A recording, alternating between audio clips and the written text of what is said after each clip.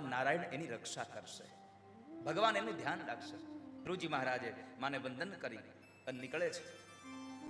માને વંદન કરીને જ્યારે નીકળે, માર્ગમાં ચાલતા થયા, જંગલના માર્ગે, જેવા મધુવનના માર્ગે ચડ્યા, અને એ મધુવનના માર્ગે સૌથી પહેલા દેવર્ષિ નારદ મળ્યા છે.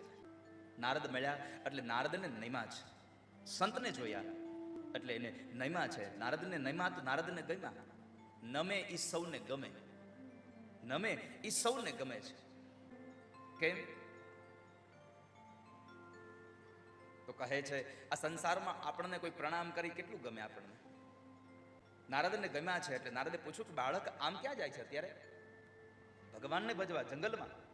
નારદને આશ્ચર્ય થયું, આટલો નાનો બાળક જંગલમાં ભગવાનને ભજવા જાય છે? એટલે નારદે ગુરુના રૂપની અંદર જરા કસોટી કરી કે લાવ જરા જોઈ જો આ છોકરામાં તાકાત કેવી છે, એનું મન કેટલું સ્થિર છે. એટલે પૂછ્યું કે લા છોકરા, જંગલમાં તો પશુ પક્ષી હોય, હિંસક પ્રાણી હોય, ખાઈ જાય, આપણને મારી નાખશે.